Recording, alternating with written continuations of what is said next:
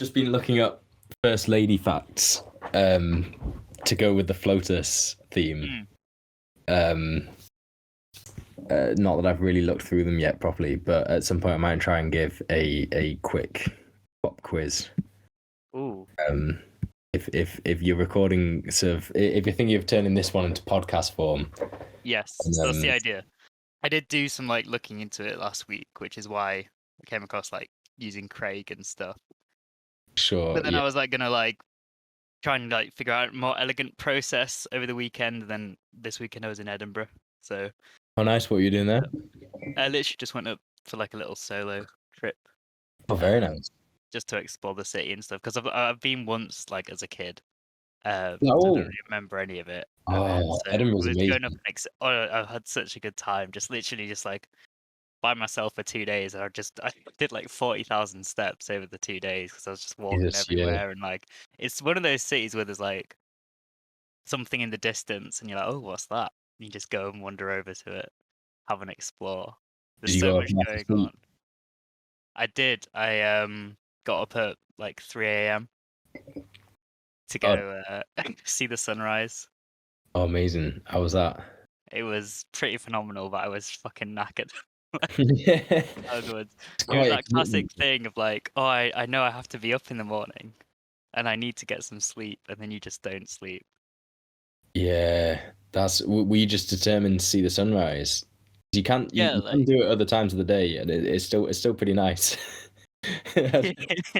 Yeah, it is because my brother went with one of his exes in winter, which is a much more sensible sunrise time. But they went and climbed it for sunrise, and I was just I can't go and not also do that. I went 3 days away from the longest day of the year. I timed it perfectly, but it was it didn't even really get dark, to be honest. But yeah, Scotland, I guess, in summer, height of summer. But seeing the sun come up was beautiful, to be fair. Did you have it pretty much to yourself as well? Because normally it's spoiled a bit by huge crowds of people. I was the only one on the very top, and then just beneath me was one Scottish dude who clearly did it as his morning routine, and then 2 Germans, and then 3 American girls, who I was the most impressed at because they didn't strike me as the kind of people who'd be up at 3 a.m. Sure, yeah. Whereas the Germans looked like classic kind of traveling Germans who do that kind of stuff. They were wearing those coats. I can't remember what they're called. You know what I mean, though. Proper cagoules. Yeah, cagoules. They're the yeah.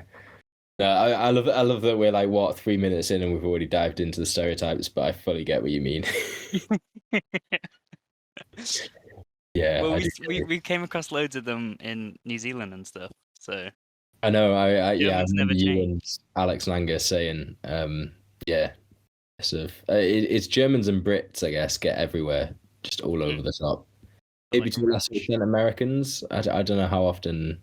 Edinburgh is full of Americans. Yeah, that kind of makes sense. I did describe it to my mates as an American tourist wet dream. It is a bit. It my one. Well, this is kind of one of the things that makes it amazing, but it is also everything that's awful about it. Is that it's basically like a model village Scotland, it's kind of or like a Hollywood movie set Scotland. It absolutely is, yeah. In the same way that parts of central London are, though, not Scotland, but Hollywood movie set London, and it's just kind of a bit soulless sometimes. But I didn't think Edinburgh never felt soulless, but it did definitely feel like everything you could possibly want as an American distilled into one place. It's we've got a castle, we've got a palace, we've got loads of pubs. We've got a quaint little country village that's just in the middle of the city for some reason, which is really cool, but just so strange that it's there. Oh, you want a volcano? They've got that, you want loads of old shit and museums and history and tours and ghosts. Fucking loads of that. Yeah. Every building looks like it's Hogwarts. It's full of people with a funny accent, but they're not intimidatingly different. They're just quirky different. Yeah. It's ultimately the Edinburgh accent. or at least with parts of central Edinburgh, is kind of like about as soft as you can get, really. Like, so it's Yeah. still palatable, but Scottish, I guess. Where I was staying, outside my Airbnb window, there was just a bloke shouting like I couldn't make out for the life of me what he was saying. I think it was something to do with wanting milk. It was like at 9 o'clock at night, and like he was the only one outside just shouting something about maybe like, oh, give me milk or something. But honestly, I couldn't tell you. Could have been literally anything. That's incredible. Like the Limmy turn the winds against us. I went to a wing restaurant, and one of their like hot sauces was called like turning the Wians against us. And it was Brilliant. like rated like a five heat, and I was like, maybe another time. We should have done it just for the name, really. That's There's certain things I think that you need to suffer through with someone. Like, because I was there by myself, I didn't do anything ghost related, and I didn't do the super hot sauce. And my rationale being like, it would have been fun and interesting to do the ghost tour, but in a way, you want to do that with someone, so you're kind of like hyping each other up and like spooking each other out and buying into it. Whereas I'd have just been there by myself, being a bit like skeptical of the whole thing. Sure. I mean, yeah, I think there's a logic to that, to be honest. I think sweating buckets in a restaurant by yourself, just mate. your eyes and your face go completely red, but you're just like in the dark corner of the room, like try not to make eye contact with the couples that are there. Like, yeah. Do you remember that? Do you reckon they did in New Zealand? Was it Wellington? Do you reckon they did mix up our orders because mine was incredibly spicy. That's probably one of the spiciest curries I've ever had. The thing is, though, I can't trust your. I think you tried it though. I think you tried it, and yours was spicier than mine, and we did ask for the other way around.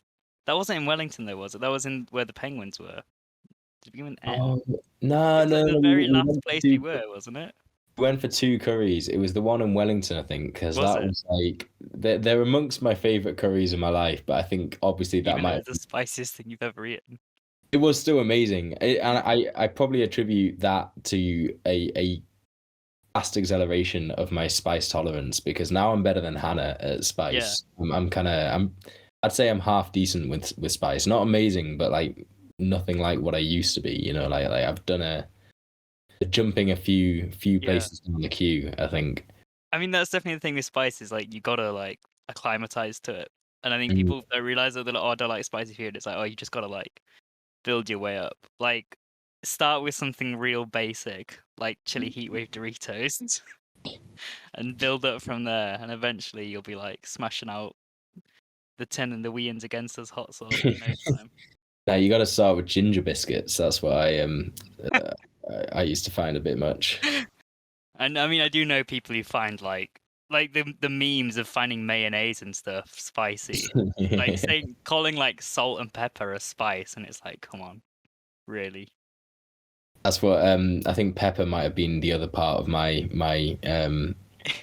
progression though, because I put so much pepper on everything, it does become almost like a spice, and it's like it's like a sly way of making you a spice addict. Nobody suspects pepper. It's a very subtle kind of British way of spicing things up. It's amazing. I actually love pepper so much. I like that we've started on a complete tangent. I feel like that's podcast necessity, isn't it? That's I think so. Really...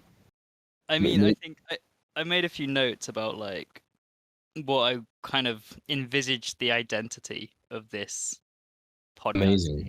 You got structure then. I definitely feel like it's going to be a case of finding our feet with the first couple and just kind of logging on like we are now, having a chat, seeing where it goes, and maybe trying to salvage something in the edit. Which is, you know, how the best content is made. That creates fun work for you, so who am I to complain about that? That sounds good. But some kind of just general notes I made about the identity. Or not, I feel like notes is a strong word as well. Literally, I was on the train, I was listening to the album, I made a bunch of like thoughts about the album as I was listening to it, and some questions I want to ask you about it. And then at the same time, I was like thinking, like, what do I want this kind of podcast to be? And the kind of podcasts I listen to are very casual, very much a couple of mates having a chat. And I'm like, I kind of like to lean into that. And I was thinking, like, less. I don't want it to be like a review. We don't need to go into like, the really detailed, like discussing like the instruments and all the blah blah. It's more like I kind of think it's more just kind of a casual discussion and a bit of an appreciation. And importantly, a good way to introduce both of us to like new music and stuff we've not listened to before. Like, Yeah. I literally wrote down, I was like, this is already paying off because I've gotten to enjoy and listen to a great album that I would never have otherwise checked out. Because Oh. I don't think I would have ever taken the time to listen to this. Like fully gotten around to it and listening to it as an album rather than just like an odd song.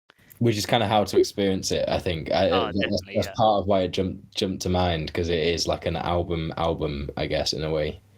It definitely like grows and swells as an album experience, if that makes sense. But yeah, so I guess now is as good as time as any to do like a vague introduction. I don't know. There's gonna be bits that feel like a bit weird doing the first couple of times, I think. That's all right. I was just listening to have you come across Rob Brydon's podcast?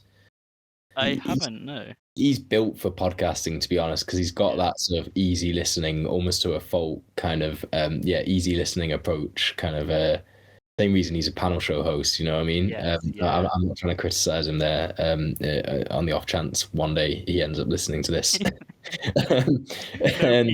No, we're not throwing shade in the first. Yeah, I don't want to piss off somebody who's obviously a potential guest. But anyway, it's a lovely podcast. But he had David Mitchell on, and he suggested they're friends, I guess, because they're colleagues at the very least, because they work on Would I Lie to You together.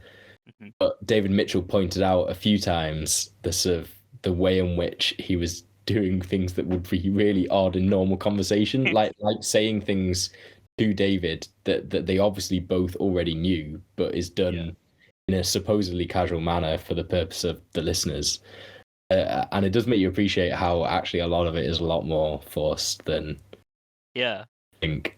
Sorry, that's really derailing to then onto your, no, I mean we're going with the name More of Something Else Entirely, which I like because it gives us the flexibility to spend the first 20 minutes not talking about the album. We can just talk about something else entirely. But yeah, like it is that fact of like speaking to an audience as well as the person you're actually speaking to, and speaking to the audience with that same kind of friendliness and kind of on that same kind of comfortable level, even though there currently isn't an audience, which is weird because it's just like, oh, you're just talking to a potential audience. It's a minor detail. Well, yeah, that will maybe be resolved down the line, maybe not. Yeah. But, I guess just been like, hello, and welcome to More of Something Else Entirely. I'm Louis. Oh, and I'm Ronan. That was seamless. Seamless. I mean, that feels like a very formal introduction, but I think that's as good an introduction as any. It's like a nice, simple, basic introduction, isn't it?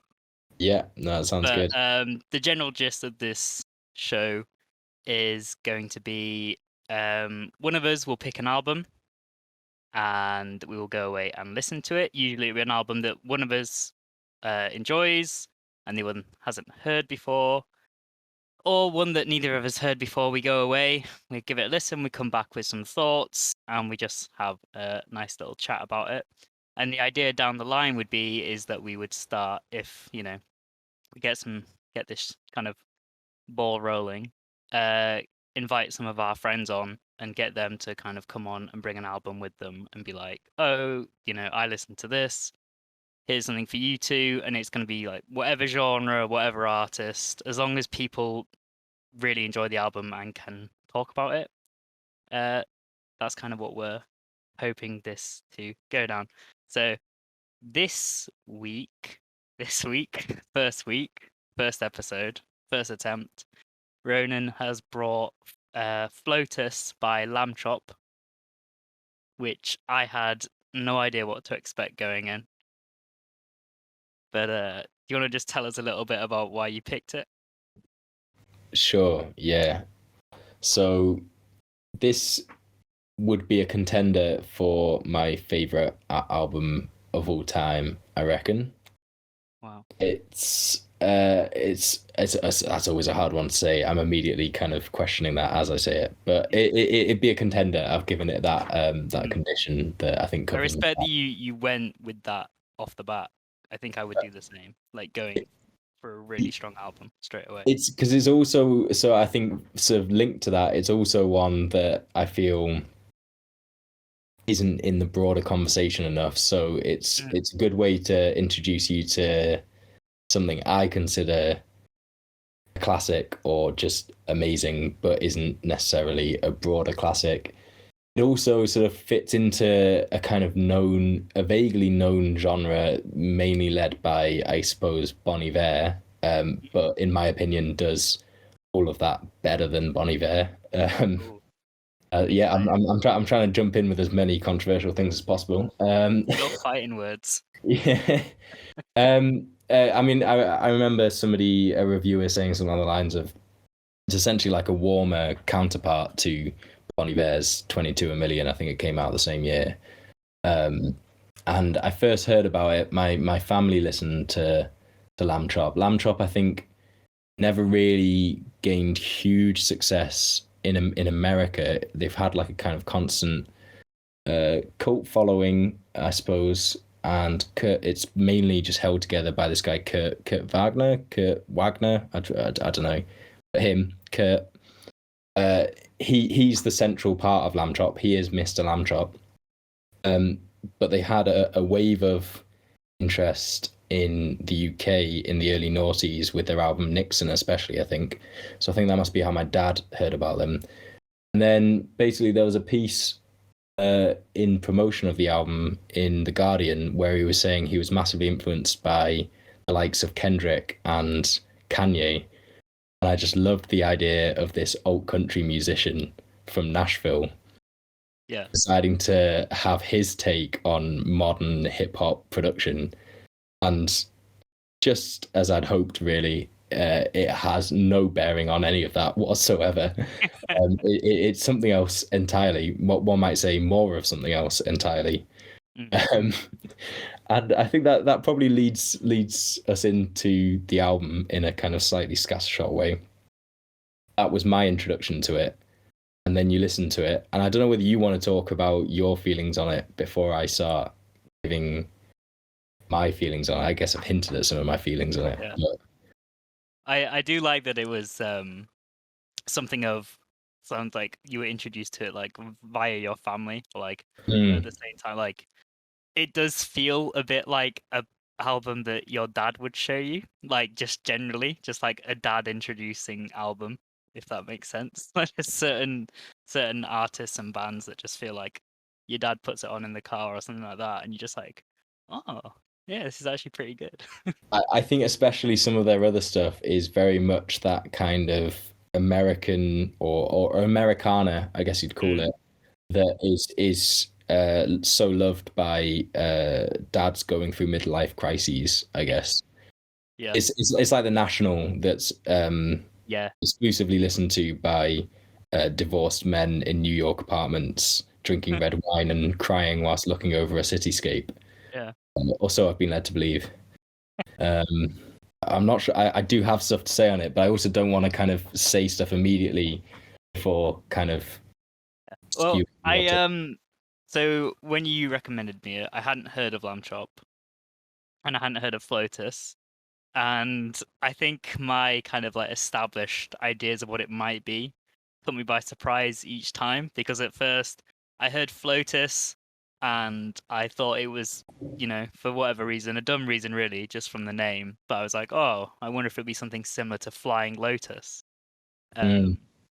which it isn't really anything like at all. I mean, I guess there's like a link in there being some kind of electronic music there, but apart from that, I looked them up, and a lot of their descriptors were about them being kind of like a country band or a hybrid of country and soul. And I was like, all right, okay, this is an interesting direction. I'm not really into like country music particularly. And like looking at pictures of them, I was like, yeah, very much like, a country dad band. And then I put the album on, and it was nothing like it was just like ambient electronic, just, I mean, the fact that it started with a 12-minute song, I thought was incredibly bold. I was like, right, here we go. Yeah, And it's. I was just gonna say, add to that, it's sandwiched by a 12-minute song at the start and an 18-minute song at the end. the thing is, I didn't look at the song. I didn't like look at the album. I looked at the album length. I was like, how much time do I need to put aside for this? But I didn't like look at each individual song length, because I don't usually do that. Because usually it's like, oh, if there's a long song in there, it'll be 6 minutes. 8 minutes is kind of like pushing like a long song. So both times when the longer songs came on, I was taken a bit by surprise. I did give it like 2 or 3 listens through, and I'll admit the first time I listened was when I was on the train up to Edinburgh. I gave it a listen, and I kind of bounced off it initially. And I think it's just because I wasn't particularly in the right kind of headspace for it. And as I said, I had all these kind of preconceived ideas of what it was going to be. And then when it wasn't anything like that, I was like, I need to like mentally switch gears and just kind of try and take a moment to appreciate what it's trying to be, rather than just kind of like trying to jam it into, jamming a circle into a square shaped hole kind of thing. Which kind of led me to want to ask you, like, what's the kind of mood that you're in when you're like, when you go, oh, you know what, I'm gonna listen to some Lambchop.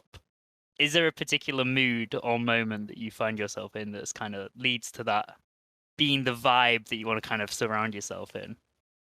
That's a good question. I mean, I feel partly one of the reasons why I like them is because they cover quite a few bases for me in terms of like genre interests, I suppose. It's got a bit of that electronic down tempo. It's got a little bit of those jazzy influences, which is actually one of the few areas, more so I'd say than.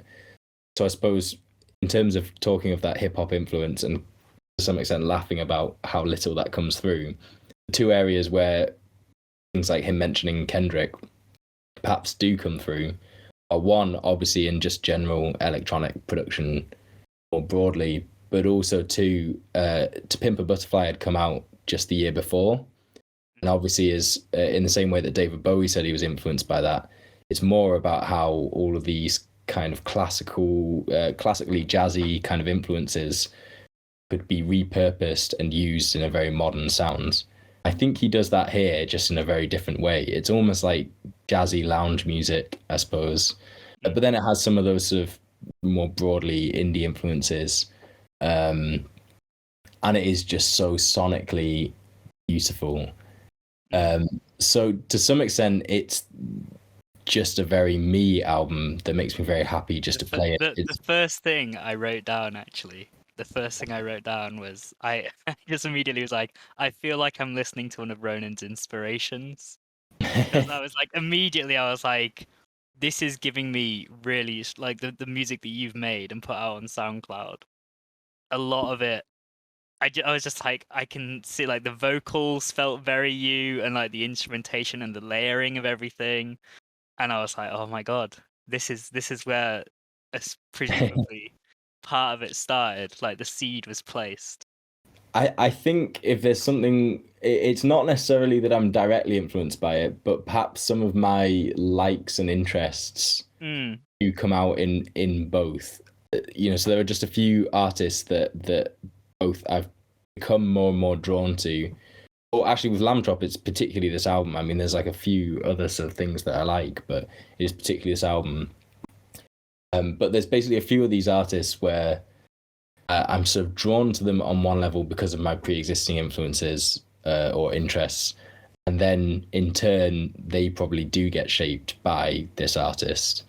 But yeah, with this album, I think in particular, probably what is reflected in stuff I do and in generally in what I like in music a lot of the time is just this interest in the sort of the sonics first and foremost. I mean, a lot of the songs barely have vocals. They might just have little vocal refrains. But his whole fascination with the vocoder and discovering the vocoder was that the voice could suddenly become an instrument, and I do tend to love that. The reason why I've probably talked about shoegazing music before, one of the things I liked about that is that the vocals just become another part of the sort of sonic mixture. So there's definitely that appeal for me.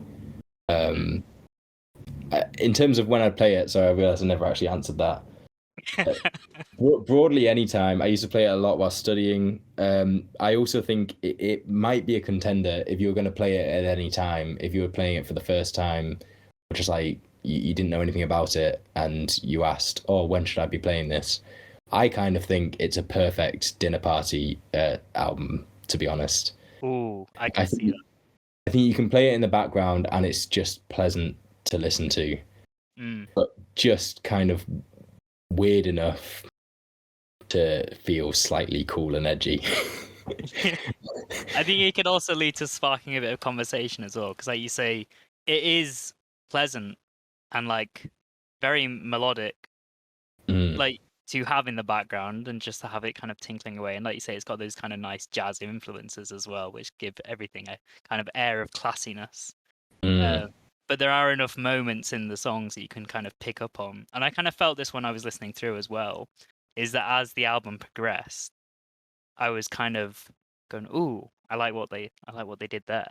Ooh, I enjoyed that little bit of," and it just kind of stuff where it kind of created like a layer, like a background layer that you can kind of like easy listen to, and then every so often there was just like a little bit of musical magic going on that just drew your ear and kind of made you pay attention again. And I think, yeah, using that as dinner party music could definitely be a perfect introductory step. It did make for good train music as well, to be fair, because like listen to it on the train up, listen to it on the train down, and on the train down, the sun was setting, and I'm just like, staring out the window, main character in a movie, watching the sunset, listening to Flotus.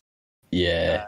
I was like, this is pretty solid, to be fair. This is that's kind of the I feel like there's always a magic moment with music for me, where some songs straight away you're like, yeah, this is kind of my kind of vibe.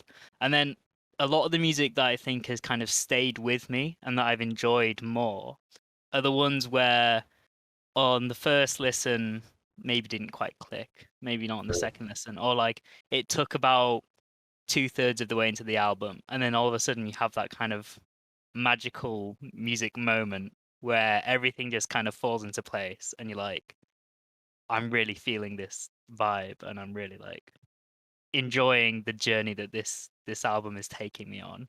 And I'm looking forward to seeing where it goes next. And I noticed that because as I was kind of making notes about which songs I was enjoying the most, I kept enjoying the next one more. So I was like, oh, this one's my favorite so far.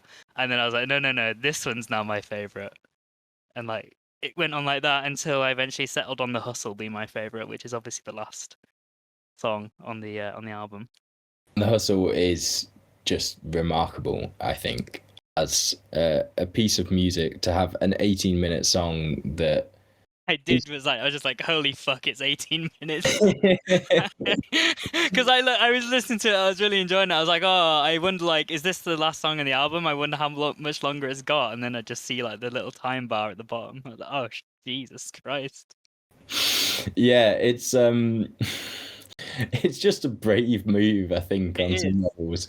I think another recurring theme for me, actually, in terms of music, might be ridiculously long songs. It does seem to come up again and again.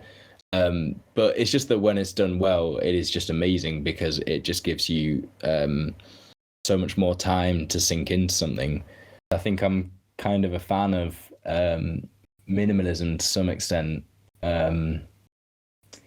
some of that might be partly from my dad's sort of grew up, I guess, in the punk and post-punk era, and there was a real move against twiddly stuff, I guess.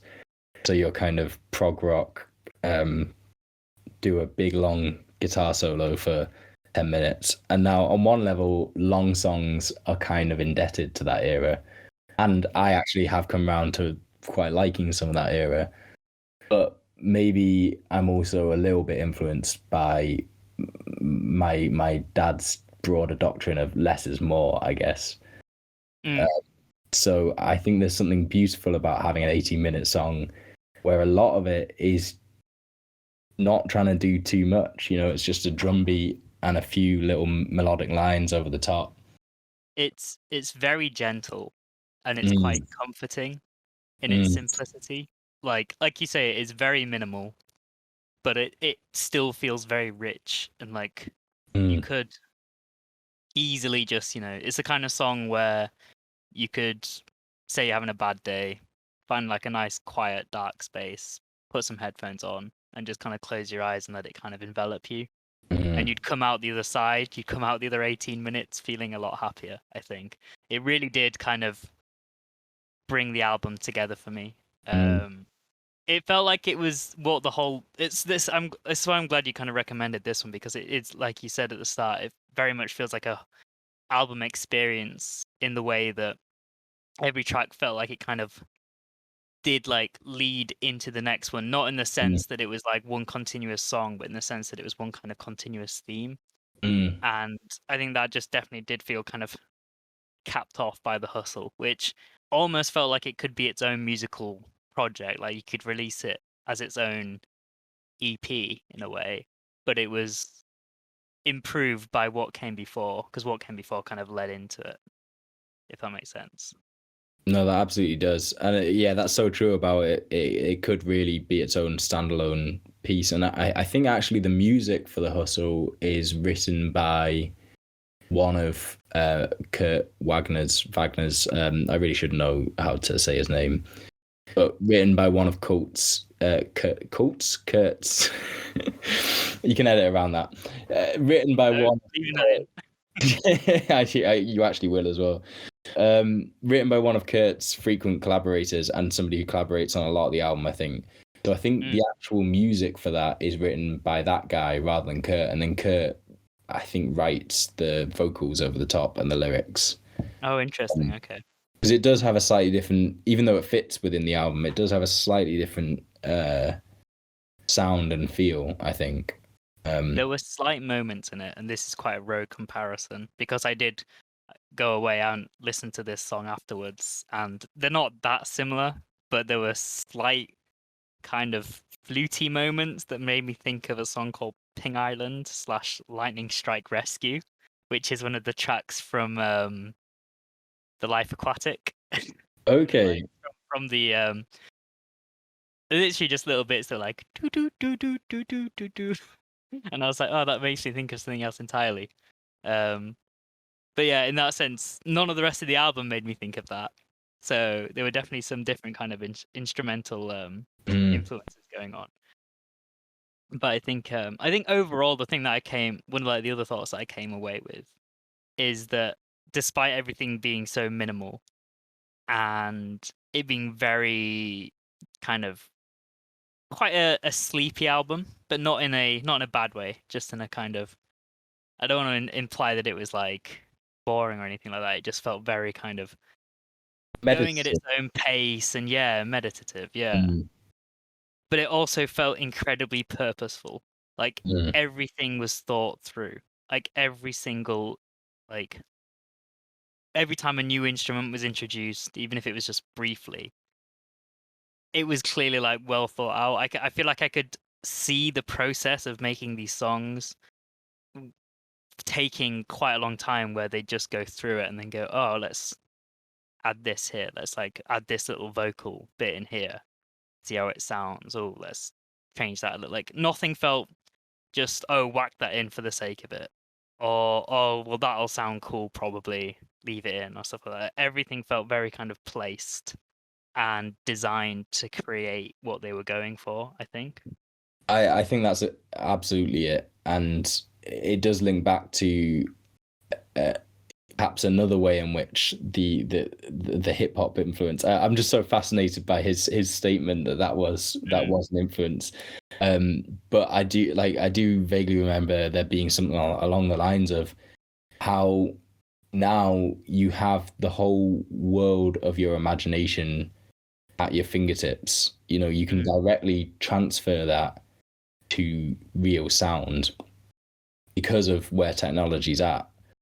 And I think that shines through on this album. I think there is a sense that he's just been able to sit in a room, kind of like the Tame Impala model of making music as well, where Kevin Parker, is that Kevin Parker? Yeah. Yeah. Where he's sort of talked about just spending forever just trying to get the right drum sound or whatever it might be, you know? Yes. And you can kind of imagine with this, Kurt just sitting in a room and just playing around with the vocoder until something just fits perfectly. You know, that so a sort of a nice mix of perfectionism and playfulness, I suppose. Yeah, I think that's a great tagline for this album. A nice mixture of perfectionism and playfulness. Yeah, I think I'd probably stick with that as a description. Do you have any other favorite tracks? What was I really enjoyed JFK. Perhaps the grooviest number. Particularly, I think the outro of JFK, I think, was probably it stood out to me. But I think this was a little bit when we talk about this kind of hip hop influence. I think that's if I had to point to one place on the album in particular, I think it would be the outro of JFK. It felt very kind of funky and groovy. Yeah. Like definitely a switch up compared to like what's that? The first song, the 12-minute song. Yeah, in care of, and then it's Care just of a ton of numbers. 8675309, which I was going to ask you if you knew what that number meant. I have no clue. Maybe if I'd have been a more obsessive fan, I'd have done the whole checking whether the numbers correspond to letters or something like that. You I've know, never tried that. figured out, like matched up with the Fibonacci sequence, figured out there's kind of Illuminati shit going on. But I feel like in care of 8675309 was 12 minutes of, I think what made me kind of bounce off it the first time I listened, because I did enjoy it the second time round, but the first time round I wasn't quite ready for the very kind of, it didn't feel like it kind of progressed that much from my memory. It just felt like it was 12 minutes of what was essentially the same 2-minute loop almost. Yeah. And for somebody, I should have warned you about that really. Although I do take some delight in just throwing you off entirely. But for somebody that doesn't like country music, that's a lot to get through. It is a 12-minute country song essentially, and fully owning what country has to offer in terms of just being a man and a guitar with a few other sort of flourishes. The one key difference being that vocoder sound, and one of the reasons why I think that he does this so much better than Bon Iver, which I kind of alluded to before, is the warmth of the vocoder and just everything he does. So I think the vocoder sounds very human, and very I think warm is a good description for it. It made him sound quite vulnerable as well. I thought. Yeah, I don't know I think it's something about the wavering of the voice. Exactly. It sounded like it was like having a voice, like when someone's voice cracks when they're feeling very emotional, and it felt like that kind of carried throughout the track. And I couldn't fully track what kind of the metaphor of the lyrics was, or like the main kind of message. I was kind of looking at the lyrics as it went along on my second listen through. They're abstract.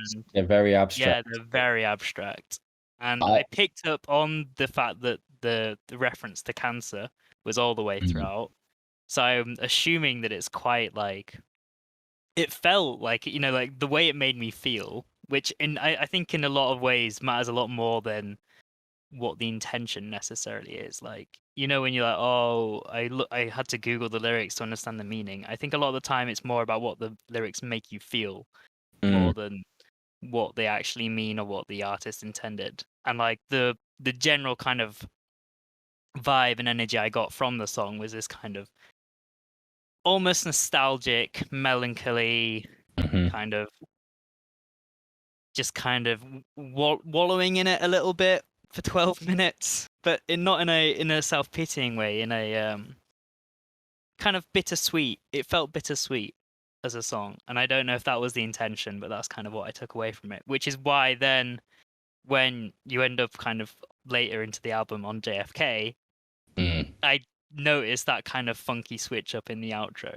and I kind of picked up on that, which is again why I think it works so well as an album. Mm. It's because not only does it build up and lead into one song after another, but there are noticeable kind of variations. It's an interesting listen. You know, if it was a full album of In Care of 867 5309, I don't think I'd have managed to get all the way through an hour of if it had stayed the same as that. But because it felt like it was changing, but it felt like it was changing in a way that was kind of almost layering and building upon what came before it. And again, that's why the hustle feels like this fantastic finale, because it feels like it's kind of bringing together all the wonderful little quirky ideas and warmness from the previous songs into one kind of big 18-minute extravaganza that doesn't feel too over the top or like celebratory or anything. It's still very much part of the same energy as the rest of the album, but it just kind of feels like a culmination of everything that was going on. I think that's true, and I think it's also a kind of beautifully romantic ending. I mean, just sticking to some of the lyrics in that are a little bit clearer. I mean, not all of them. There's there's some random imagery. I think there's a line something along the lines of where he's talking about the clouds, and then he says, "Undulatus asperatus has such a charming ring." But I think that's what he excels at, are these little beautiful little bites of imagery. That's very poetic, isn't it? It is Mm, poetry. Like it's it's a skill that I'm forever impressed by because it's something that I know I would never be particularly good at. Is that kind of poetic, metaphorical way of describing and understanding the world.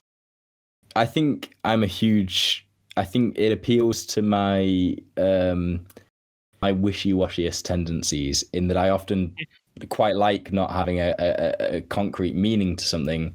And Yeah. kind of like you were talking about before, with the way that music can make you feel. I mean, you were talking specifically about this, but I do think this is just something about music, and film does this for me as well. Is that it can make you feel things, or even make you think things, but make you, it's something that feels like thought, but that can be hard to put into strict words. It can still be Kind of cerebral. implicit feeling. Yeah. Hmm. Yeah, it can be cerebral without necessarily having to be logical, or at least confined to a kind of logical explanation. Um, I and do yeah, think that's one of the most kind of beautiful aspects of like true artistry is being able to make you feel things without any direct kind of instruction. Like you mm, just implicitly understand and can empathize or can feel or connect with something like that. I think that is incredible. yeah, and this sort of has it all in that sense, because even though on the whole it's not an album I listen to, well, yeah, it's not an album I'd say first and foremost I listen to for the lyrics, but I do just love constantly catching these little slices of lyrics. I just looked up Mm, the lyrics for "In Care of," um, and it's kind of one that it doesn't really work taking it out of context, but there's a beautiful verse, and this first line always sort of catches me, but the rest of it's great as well. It doesn't quite make sense, but so therefore also kind of captures him. But I'll just read it out. It's, "When there's a lack of breeze in the huckleberry tree, and the spin out there is that no one really cares. You're the poster child of last decade's poster vibe. Is it just a natural conclusion?"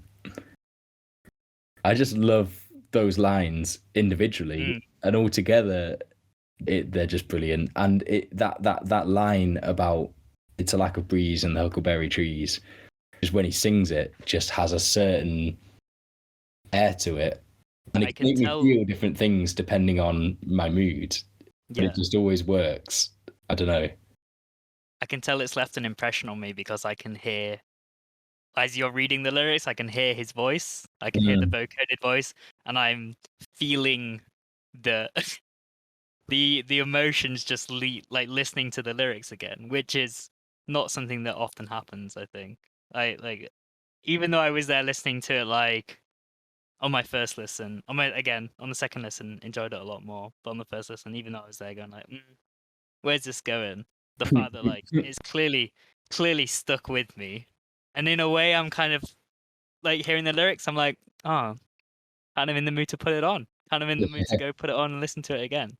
I think it is. It's eminently listenable, given that it's a 12-minute song. Like it's surprising, but I can literally keep it on playlists, and I wouldn't normally skip it. I listen to it all the way through, and it really does.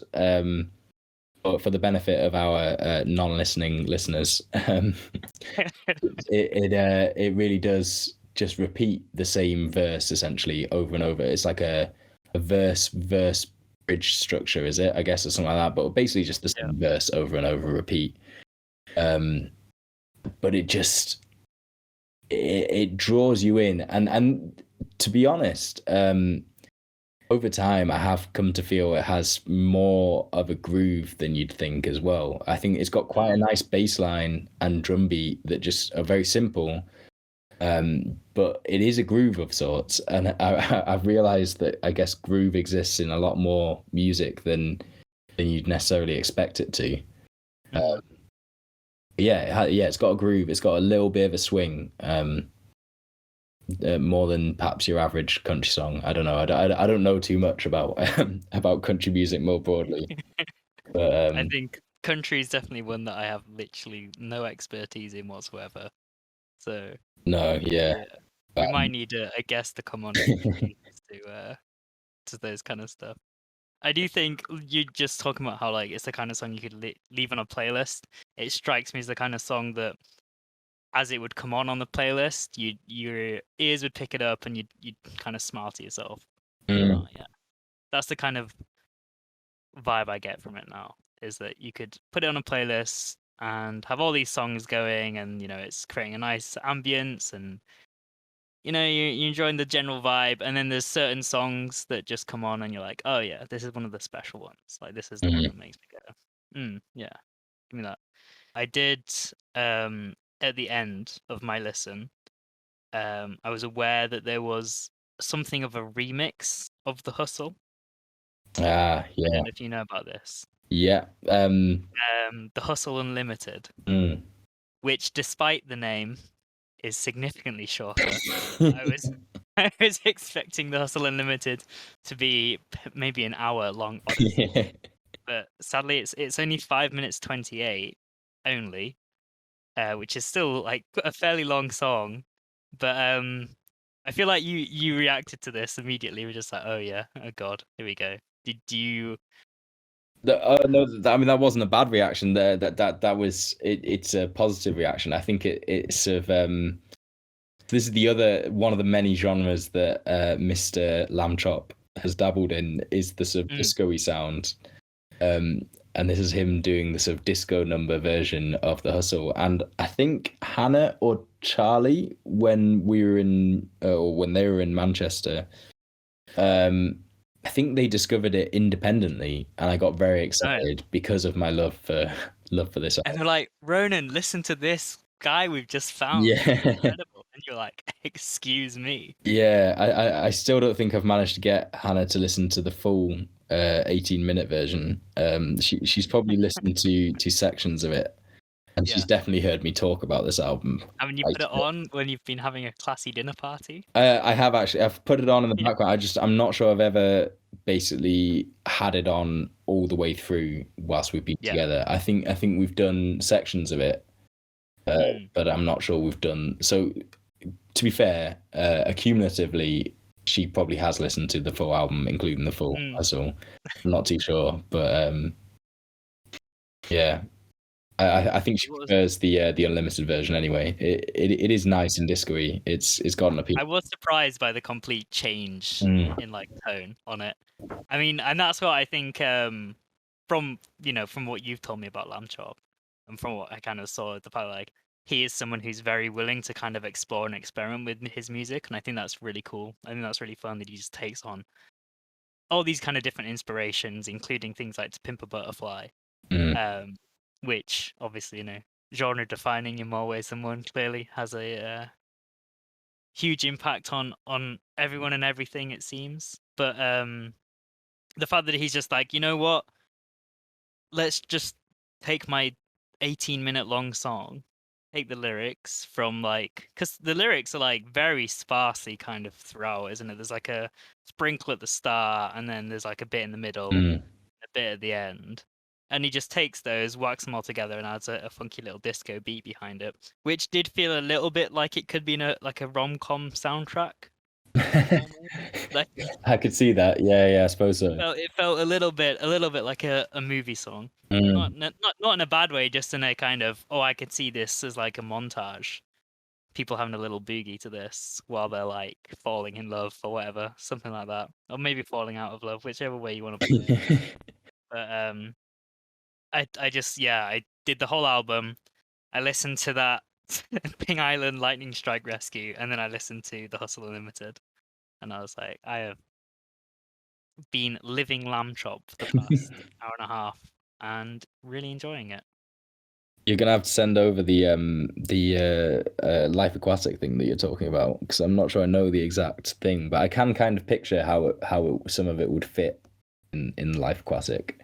Apparently, the person who did, I made a note of this, the person who did that specific song does loads and loads and loads of kind of movie soundtrack and game soundtrack stuff. Like that's where he makes his living now. Right. But he was like part of like the new wave back in the day.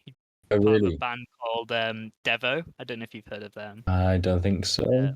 I hadn't, but apparently they're like influential. And I was looking it up just in case there was like some connection between, because I was like, you know what it'll be is I'll mention, there's a bit of a similarity, and it'll turn out that they were like really good friends or some dumb shit like that I just didn't think to look up. But from what I can tell, it's just kind of a similar. It might just be the case that it's literally just an instrument that's been used in both songs, and I've gone, that fires a neuron in my brain and makes that connection. Who knows though? It could also be like the influences. So that song and the song 2 songs before, NIV, which is also just a quick side note on that. I think the first song that I loved from the album, so I think I kind of fell in love with that song NIV because that's just got this really upbeat and catchy little refrain with that keyboard line that goes dit dit dit dit dit. Almost like somebody playing on a kid's toy, but it just works, and it's and then he's got this vocal refrain that says something like "You're very remarkable." So it's all very simple, but just sort of beautiful as well. Anyway, that was a side note on that. Those 2 songs, the drum beat feels very krautrock influenced, which is the sort of, I don't know whether you've ever listened to Can. I don't think so. Can were like a German band. They're probably the main. They're probably one of the biggest crowd. I guess the other krautrock band would be Kraftwerk. And you get the. I'm probably pronouncing it wrong, but there's like a term for it, like the motoric beat, which is like a sort of driving beat, as if you're going down the autobahn kind of thing. That's why it's called that. And that was sort of like developed by these krautrock bands, especially sort of Can, very worth listening to. Sort of one huge influence on all sorts of different strains, big influence on post-punk, even on sort of dance music, because it's a lot of these kind of locked hypnotic grooves. But yeah, that song, The Hustle in particular, is quite influenced by some of those sort of styles. And I'm sure there's other influences in there that would make sense with this band Devo as well. long story short, there may still be, a connection in terms of influences, etc. Well, it's like when we were talking about how I was listening to this, and it was particularly directions to the can that gave me very strong Ronan vibes. And now the fact that, like you were saying earlier, maybe you've never seen them as a direct influence, but because of kind of similar interests, similar genre interests, similar kind of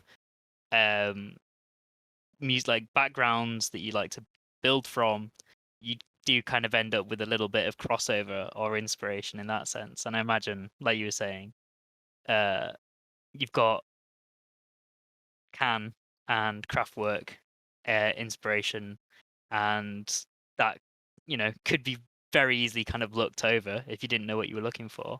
And maybe in certain situations Lambchop might be like, oh, I didn't even realize I had been influenced by that, but now that you point it out, like, it's very clearly there.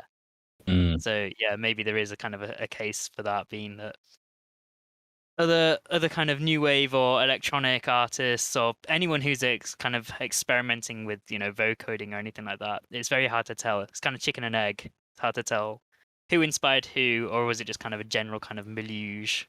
Yeah.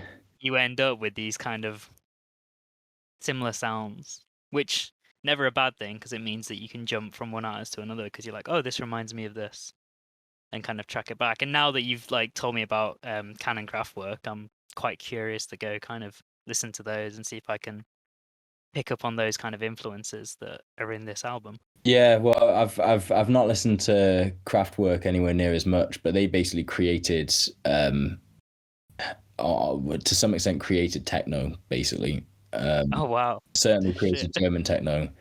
Yeah. So from the 70s as well. So I mean, they were part of this really early wave of playing with synthesizers. So I'm like, I don't know how much they'd be a direct influence. I was just kind of trying to think of other krautrock people. I don't know enough about the scene, but Can really are worth checking out. I mean, Can are just incredible. Like especially their albums, Tego Mago, and the other one, which has a really weird name, like E Big, and I'll look it up. But yeah, they're just yeah. This is just a side note, even just not related to the podcast, but really worth checking out. Yeah, I definitely will. You'll have to send me them. Eej Bamyasi is the second album. I'll send them to you after. Yeah. I really know it's pronounced. This is what I'm realizing doing this, that there's a lot of things that I actually I've never had to say out loud. Yeah. You just read it and you're like, oh yeah, I know what that is. Yeah. Comes to pronunciation time.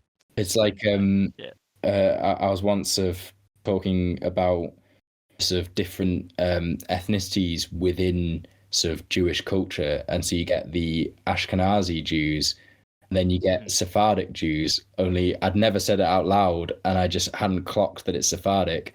I was like, yeah, the Shepherdic Jews, the shepherds are some sort of link. You're like, yeah, they're the ones that turned up for the birth of Jesus, right? I thought I was sort of like being so knowledgeable, and I really, really wasn't.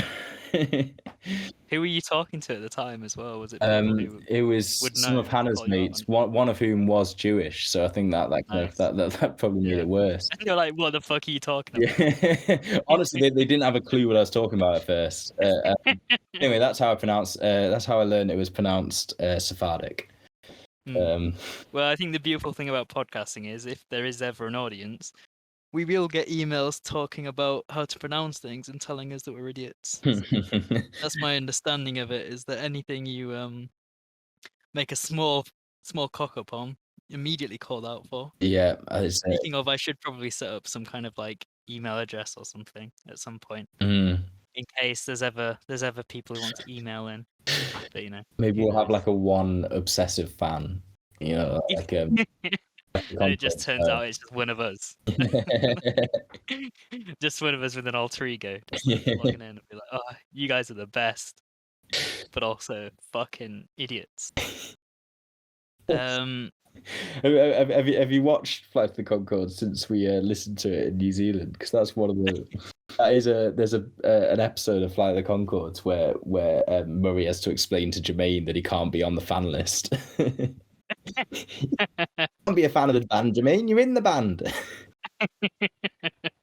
That'll be us. That'll be us just coming back to these in like 10 years' time and being like, oh shit, do you remember when we did this? Giving it a listen and being like, oh fuck. Shall we wrap it up? Yeah, I think we've got material. I don't know. We don't have a round off yet, I guess. Do you want to hear some? Do you want to hear some Flotus facts, as in some First Lady facts? Ooh, yes. Go on. We'll do it as a quiz. I haven't actually read any of these yet. Quiz? How am I supposed to answer quiz questions on something I don't know? Well, that's part of the fun. I don't know. All right, okay. Am I just gonna be blindly guessing? This is very loose. This whole podcast is very loose. Yeah, so you can edit these out. No, I don't think I will. I think this is because I've decided I'm going to come up with a couple off the top of my head, which. Oh my god. Okay, so which First Lady was? Oh, actually, no. Before I do this, I need to address something that hasn't been addressed, and this can also be edited out. But part of the beauty of the album, Flotus obviously means First Lady of the United States, but also apparently he didn't want it to mean that, although it's clearly an intended double entendre. But he wanted it to mean "for love often turns us still," which I just think that's beautiful. That's beautifully poetic once again. It's really nice, but I'm ignoring that and I'm doing First Lady facts. First Lady. So which First Lady of the United States was described by Slater in Dazed and Confused as a hip lady? If you haven't seen Dazed and Confused, I'm not sure there's any chance of you getting this, but you might as well give it a crack. So are these all these are all questions about First Ladies? Yes. Yeah, sorry, that was the theme. Right. That was the theme. So the issue was I was going to be like, oh, I'm just going to answer Jacqueline Kennedy for all of them in the assumption that, but now that it's because I don't even know if I know enough First Ladies. You see, I was thinking about this beforehand, and I was thinking whether to say this, and I was worried it would just reinforce the misogyny that's kind of at the heart of sort of political leadership. But regardless, I am going to say that you can just guess based off a president, the such and such president's wife. If it makes you feel any better, I know almost as few American presidents off the top of my head. This is a very, very well-known American president. Oh God, Nixon. Nah, it's Martha Washington. Oh fuck! I mean that's a really cruel one, because that's barely even a fact. That is literally just a way to get Dazed and Confused into this in the way that I do with absolutely everything. Okay. I look forward to Dazed and Confused being brought up in every single. I will find a way. Every opportunity. Which First Lady? And again, this feels kind of misogynist. I was kind of like wondering whether to include this, but it's a fun fact. And here's an extra clue: they're Republican, which is why I feel less guilty about doing this. Ronan, you're gonna show me up for not knowing which presidents were Republican and Democratic. I don't know. Didn't they switch at some point as well? Okay, okay, that is cruel then. But nevertheless, I'm pushing ahead. Which I feel like you spend time on Twitter. This is one that I heard about. Do you not? Oh no. Okay. Keep going. It's fine. It might have blown up on Reddit as well. Who knows? Okay. I got this from Hannah's flatmate Anna. I'm just dobbing her in there, but it was a sort of international sensation. It came out recently. Which First Lady apparently was known throughout Hollywood? That's another clue. For giving good head.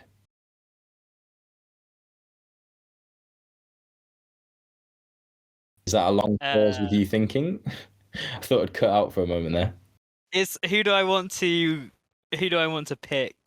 Because I don't know, and now it's a matter of like, well, whose name do I want to besmirch, or whose ego do I want to flatter, depending on how you want to kind of read it. because it is a compliment at the end of the day. Yeah, I suppose so. I mean, like, I think the questionable thing about it, this is now just discussing the politics of rumors going around on Twitter. I think part of it is that it's kind of supposed to be a sort of way of laughing at, criticizing, conservative Americans who don't live by their sort of conservative philosophy, because this is sort of, I think, well, I don't know. It it's part of that sort of what would be presented as the sort of sleazy liberal Hollywood bubble, because the insinuation is that she used that to progress her career, I think. But at the same time, it kind of feels like just stooping to the misogyny of the right. That's a little caveat to this fact that may or may not be a fact. I'm gonna go with Nancy Reagan. Hey, yes. Yeah, well done, spot on. Only because you were like Hollywood. That's a clue. Yeah. I was like, okay. Yeah. So there you go. You can edit that one out if that's too. No, it all stays in. Too racy. No. Okay, now I'm gonna just pick a random one that I'm finding on this website. Actually, no, I'll go with one that I saw earlier. It's another just sort of like it was a bit mean actually, but which first lady killed one of their classmates by crashing their car into them as a 17-year-old? Hillary Clinton. Nah, it's George W. Bush's wife, who I have now forgotten the name of. Laura Bush. Laura Bush. There we Laura go. Bush. That's brutal. Yeah. Then I saw one thing. I feel like it's okay to be libelous on this. I saw one thing on the Wikipedia page saying there were suggestions that it was an ex-boyfriend, so not just a classmate, which suggests was it intentional? Yeah. Who knows? I don't want to make this a conspiracy podcast, but take a deep dive on my spin-off. Yeah. Join me on my other show where we discuss First Lady Killers.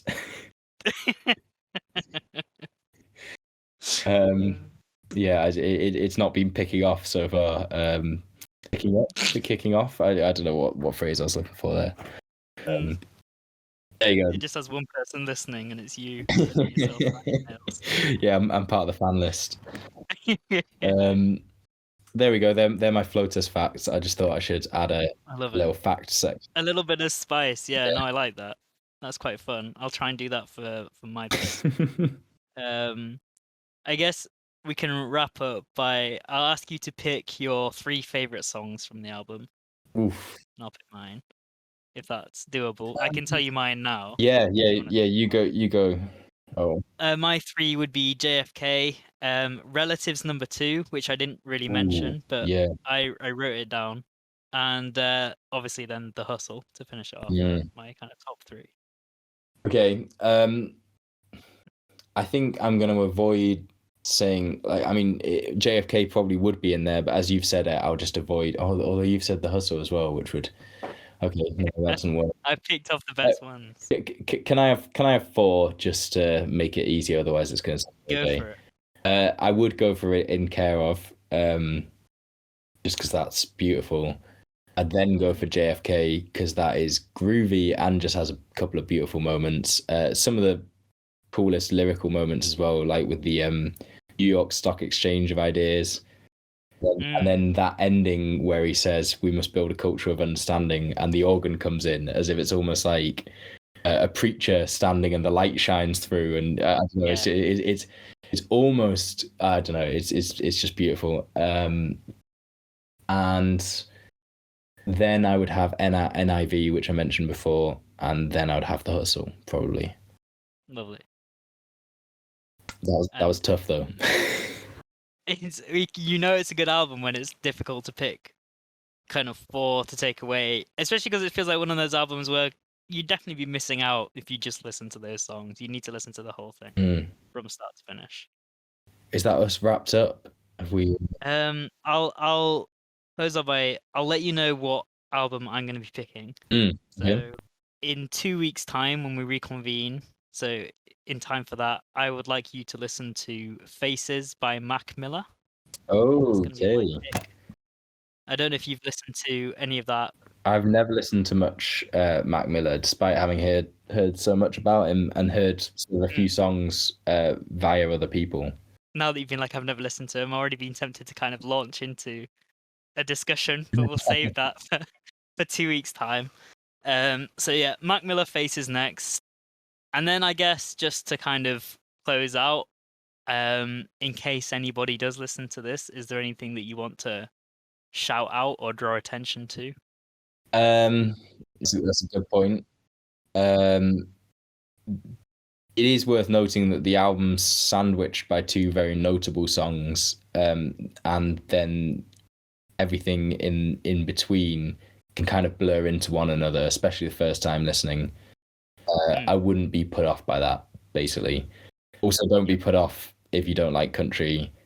Try and enjoy that first song, but after that, it's not really country. And also, if you're going to get into country, I kind of feel like that is the way to do it. That is the song. That'd be a good introduction.